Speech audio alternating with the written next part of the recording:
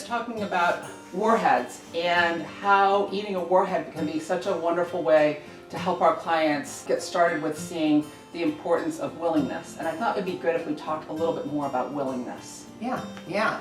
That's a concept that I want to make sure that everyone understands. If your clients aren't willing to participate in a challenge or to learn something new around their anxiety disorder, then it's hard for them to get better and to generalize that to other areas. And so there's other, if we think of, so if they're not willing, then what might they be? They might be doing their therapy because you asked them to do it. So they might be like, well, Kimberly's asking me to put a warhead in. I really don't want to do this, but I'll do it because Kimberly's wanting me to do it, right? And what's another experience that you have where you have to really help the clients shift from that to willingness?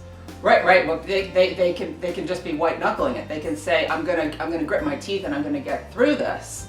And that's a whole different experience. You don't learn something in the same way. All you're learning is, I made it through to the other side. And the example with the warhead is, well, I made it through that time, but there's nothing else I can learn from that. And in willingness is like, wow, I'm really proud of myself for being willing to enter into that really uncomfortable experience and to do it anyway. Yeah, and even the uncertainty of it, right? Like not knowing what's going to happen. I'm willing to do this even though I don't know what this is going to look like. And you know, I come back to that for my own.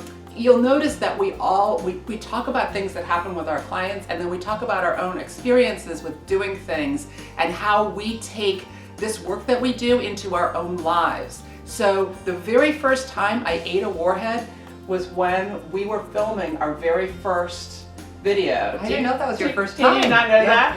Yeah. It's okay. So that's 7 years ago. We filmed our very first training video together, and we were in front of a live audience, and you had talked about the fact that you were doing warheads, because you got to remember again, Kimberly's in Erie, and I'm out here in Rockville, Maryland, outside of Washington, D.C., and we've been working together, we've been putting this whole workshop together, but it wasn't until we got together that your concept of the warheads, and you handed them out to the room, that I was like, oh, okay, here we go with the warheads Kimberly's been talking about. Yeah. And I don't know what I expected, but it wasn't a warhead. It was not a warhead. And I just remember being up there with the camera and people in front of me and you being so cheerful about it and me thinking, this is intolerable. I mean, it's a really clear memory for me of that whole 2 days of filming. I mean, I remember certain things, but that one is really, really clear because I had that exact feeling of, I'm going to spit this out and I'm going to do it in front of all these people. Because what you think is, what I thought was, it's going to go on for the whole candy is going to be like this all the way through. That the first time that I ate it, I didn't know that it was going to get better. I thought it was going to be like that all the way through.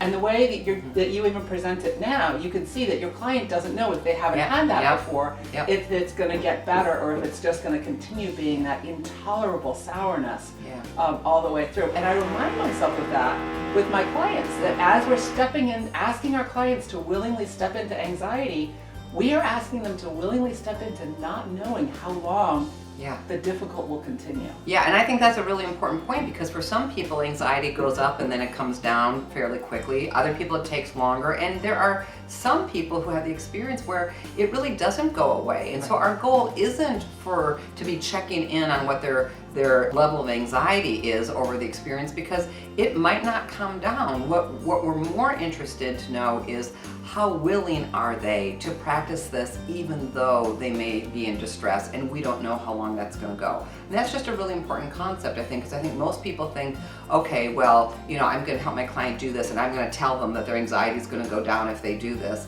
But we really don't do that. What we're more interested in is, are they willing to lean into this and tolerate whatever shows up for however long it shows up. And all of that helps retrain the amygdala. That's so important. Right, it's just a whole different way of looking at it.